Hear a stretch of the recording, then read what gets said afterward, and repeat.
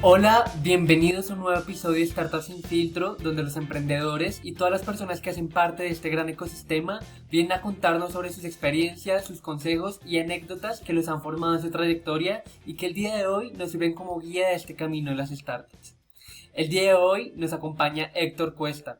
Él es actualmente director de gestión de productos en Quesky, fue director de ciencias de datos en CLE y científico de datos líder en el Banco Falabella de Colombia. También es autor del libro Practical Data Analysis de PAC.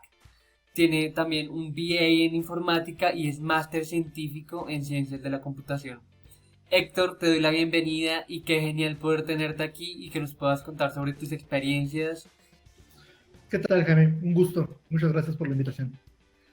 Héctor, antes de todo tenemos un icebreaker para iniciar, entonces te voy a lanzar unas preguntas muy corticas y tú me contestas eh, espontáneamente. Y la primera es, Adelante. ¿Apple o Android?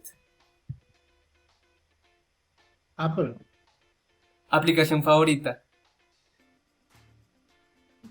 am, Netflix, Buenísimo. ¿Visitar una gran ciudad o un lugar exótico? lugar exótico. Esa es muy común siempre en los emprendedores, en los fundadores. Entonces, estás entre ellos. ¿Arriesgarse o ir a lo seguro? Arriesgarse, definitivamente. También. Y antes de comenzar, Héctor, cuéntanos, cuando no estás inmerso en las startups y en el producto, ¿qué te gusta hacer en tu tiempo libre? Yo tengo tres hobbies, principalmente. El primero es cocinar. Me encanta la cocina, principalmente asiática, mexicana e italiana. Me gusta mucho tomarlo como proyecto, crear literalmente desde qué necesitas, si es un instrumento específico, cómo ir iterando para conseguir el sabor que quieres. Me encanta cocinar. El segundo es la robótica. Me gusta hacer robots con mis hijos, robots de Lego. Por aquí hay varios robots en mi Buenísimo. escritorio. Me encanta hacer robots con mis hijos. Y el tercero es bailar salsa. Me encanta bailar salsa. He tomado clases un par de años y lo disfruto muchísimo. Qué genial, qué genial, qué genial también lo del Lego, me parece increíble, es una herramienta de aprendizaje estupenda y más si la aplicas con tus hijos también. Eh, Pasemos al Q&A. Resulta que en nuestro público hay personas que quieren dirigir equipos, hacer producto, trabajar en este sector, pero no saben cómo dar ese primer paso.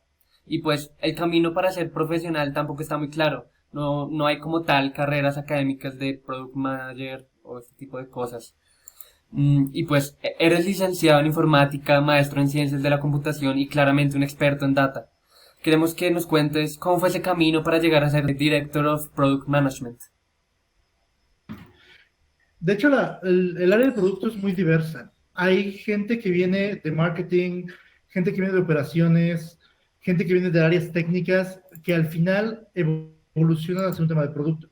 Yo creo que producto como tal tiene particularidades muy específicas de, tiene que gustarte la creación y tiene que gustarte y estar súper a favor del usuario.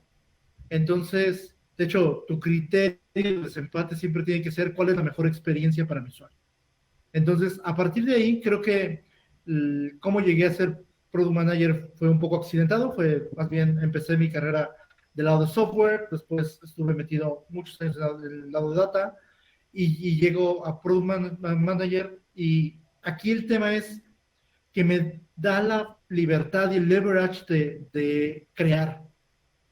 Y entonces tú tienes problemas que tienes que solucionar y entonces como producto estás en medio de tecnología, estás en medio de data, estás en medio de negocio y tienes que encontrar soluciones que devuelvan valor a la organización y al startup. Entonces creo que es mucho de quien le guste, por un lado, resolver problemas complejos y por el otro lado, que esté fascinado en que la experiencia del cliente tiene que ser lo principal, ¿no?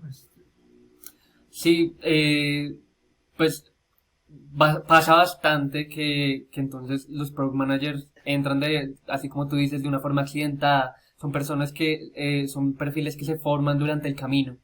Por eso te quiero preguntar, ¿qué te enseñó el mundo laboral que no aprendiste en la universidad? Uf, muchísimo. Creo que la universidad es buena, yo desde el punto de vista de informático, la universidad es buena para darte ciertas bases en términos teóricos y te enseña a programar en algún nivel y te cierto nivel de lógica, pero es cuando sales al mundo real, cuando enfrentas necesidades reales y cuando enfrentas empresas y en este caso procesos complejos, donde realmente puedes aprender cosas, ¿no? O sea, literalmente, desde cuál es la lógica que tienes que tener y el aspecto crítico que tienes que tener para poder abordar algo. Y eso es algo que de repente cuando quieres crecer tu equipo te llegan muchos candidatos que vienen de un área más bien de project management, donde pues la gente está acostumbrada a recibir una instrucción, bajar un requerimiento y ejecutar un requerimiento, lo cual está súper alejado de producto tiene que dirigir la conversación, tienes que tener una postura de ciertas cosas, ¿no? Entonces, creo que algo súper importante para cualquiera que se quiera dedicar a hacer producto es eso, literalmente hagan producto. Creo que es, por ahí hay un quote muy famoso que dice, el product manager es como un mini CEO, en términos de que tiene que cuidar la experiencia, cuidar al cliente, entender la empresa, tener un valor de ownership de la empresa muy arraigado, y creo que eso más allá de bajar un requerimiento técnico o de entender cómo el algoritmo va a funcionar, es qué valor estoy dando y en ese sentido crear lo que tú necesitas hacer y tener una postura a partir de eso, ¿no? Y no al revés, ¿no? Los product managers también como que están a unos próximos pasos a fundar empresa entonces. ¿Tuviste algún mentor y qué aprendiste? Si tuviste algún mentor, ¿qué aprendiste de él o de ella? De pronto He tenido durante la varios, universidad. he tenido varios dependiendo de la etapa.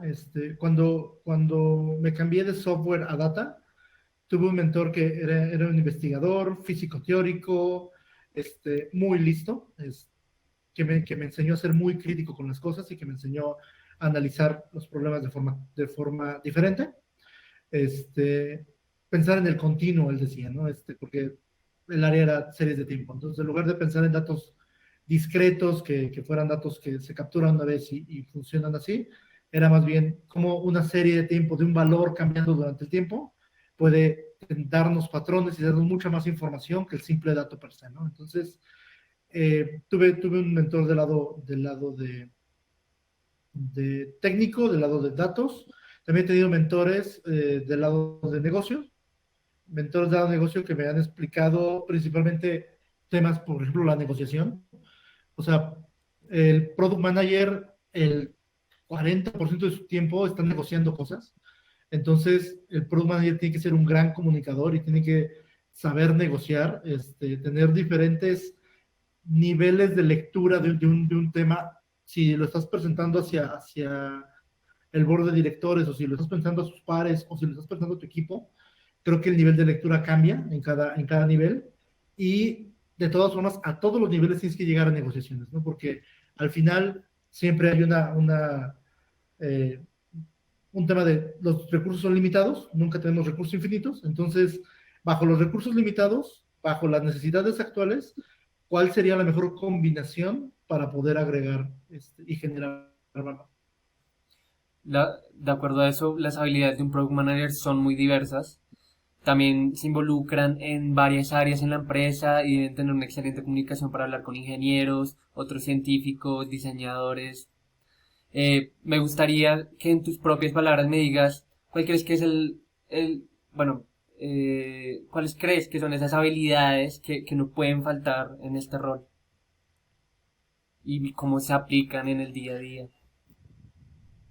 Sí, creo que el día a día de un product manager es muy particular. O sea, dependiendo también si lo que estás haciendo es enfocado a un producto o a una iniciativa que tiene que salir, o si estás planteando una visión de producto hacia la compañía, o si estás definiendo con negocio un roadmap, es diferente un poco los skills que necesitas, pero en general creo que hay 4 skills que necesitas muy claros. Uno es pensamiento crítico, no quedarse con lo que la gente está diciendo, sino preguntarse el por qué y cuál es el problema que está solucionando. Eso es súper básico. El segundo es la comunicación. Tienes que poder entender y transmitir lo que quieres lograr de forma muy clara y a niveles de negocio y a niveles técnicos por igual. Eso es algo muy importante. El tercero, la negociación, o sea, poder llegar a, no podemos tener todo el pastel, esta es la rebanada que nos toca, ¿cómo podemos jugar para que la rebanada sea lo mejor posible, ¿no? Y podemos hacer el mejor escenario posible. Ya sea un MVP, ya sea generar una capacidad muy puntual, ya sea agregar valor sobre un feature específico, en cualquier iniciativa que quieras tener y cualquier problema que quieras resolver, al final siempre hay temas de negociación. Y por último, un tema de confianza en el equipo. Si no puedes crecer tu equipo y si no puedes transferir este estándar de performance a los demás, pues tampoco puedes avanzar, ¿no? Entonces, eso es algo bien importante, poder confiar en tu equipo, poder tener mucha comunicación con él y poder crecerlo. Como nos contabas también con este tema de la comunicación que tiene que ser muy buena entre tu equipo. eh, y pues tu cargo requiere que estés en constantes reuniones.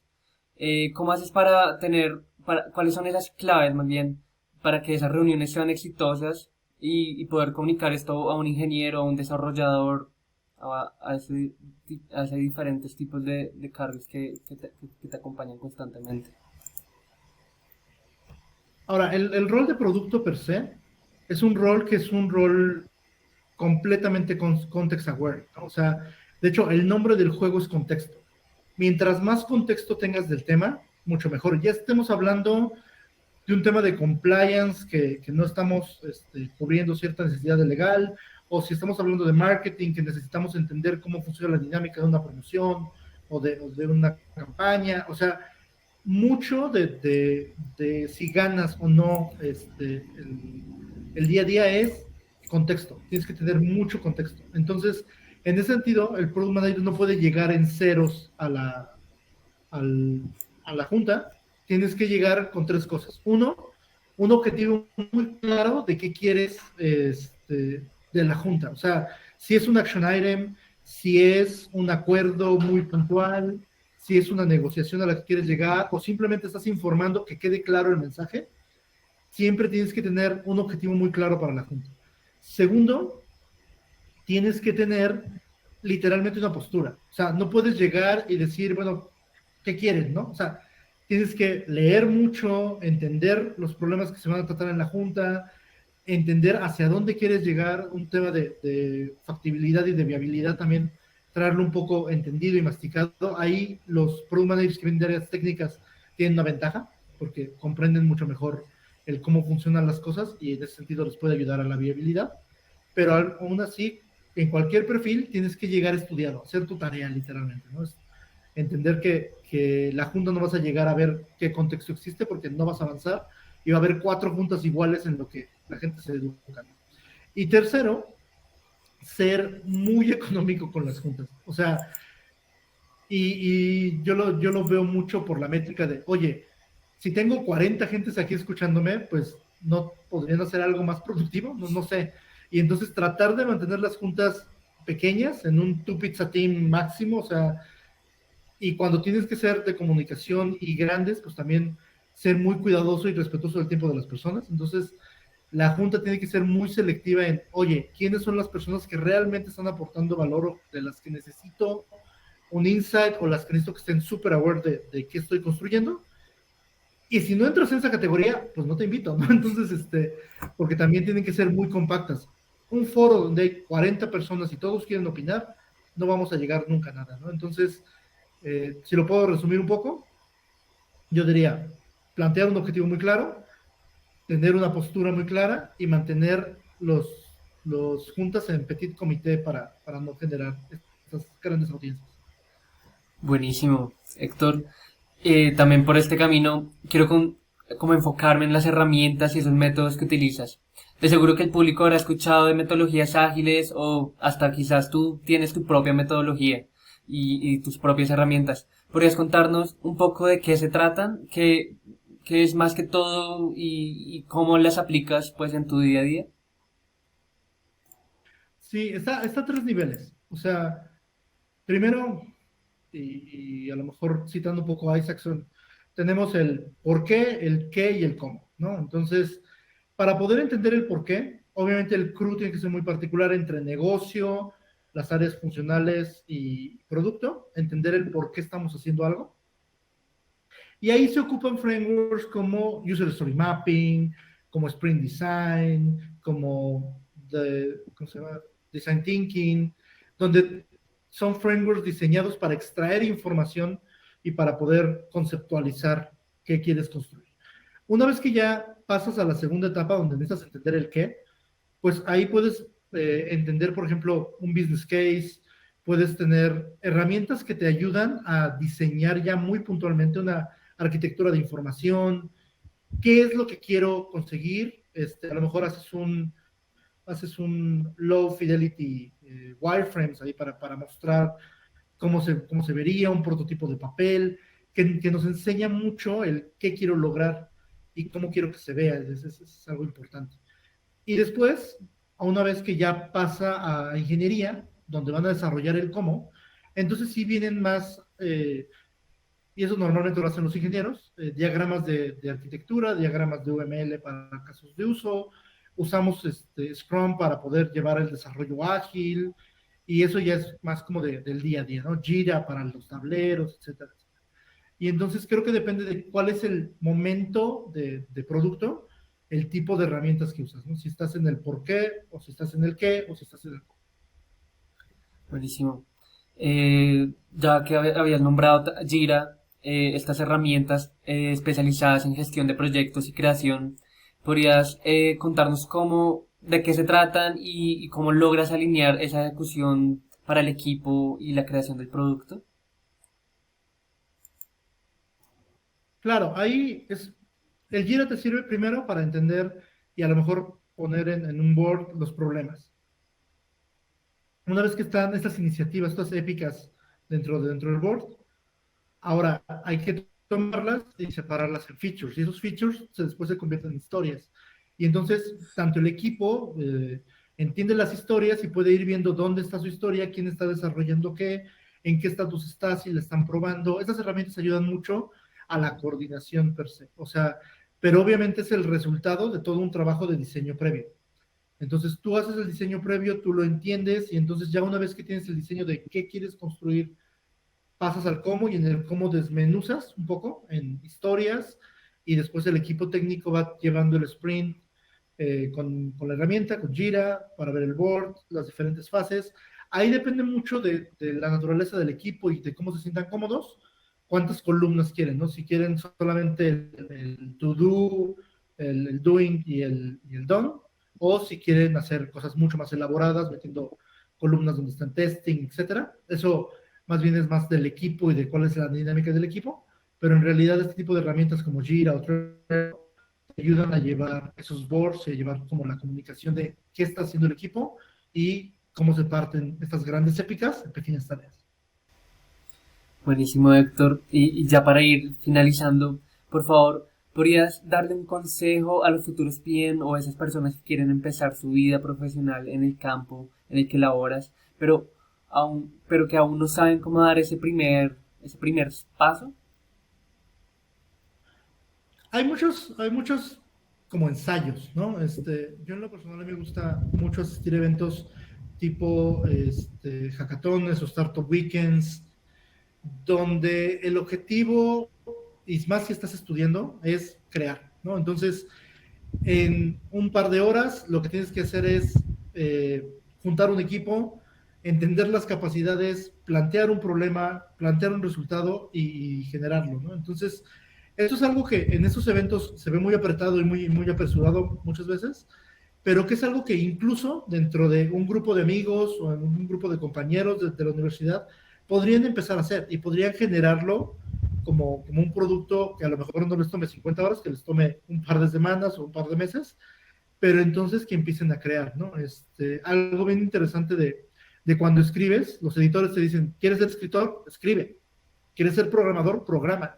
¿Quieres ser product manager? Diseña productos, construye productos. Entonces, pasar de la teoría a la práctica es súper importante en este tema, ¿no? Entonces, creo que hay muchos ejemplos. Una forma fácil, y de hecho algo que en lo personal me gusta mucho aplicar, es, por ahí hay un libro que dice Roba como artista, que literalmente es, agarren un producto de uso doméstico y cómo le pueden dar la vuelta, cómo le pueden mejorar, cómo pueden darle un uso diferente a lo mejor. Agarren un producto digital, desmenúcenlo, vean cómo lo harían ustedes, sean muy críticos con lo que consumen. O sea, si están consumiendo productos digitales o productos tradicionales, qué features tienen, qué características tienen, por qué les gustan, por qué no les gustan. Y ese pensamiento crítico les va a ayudar a crecer en ese sentido, ¿no?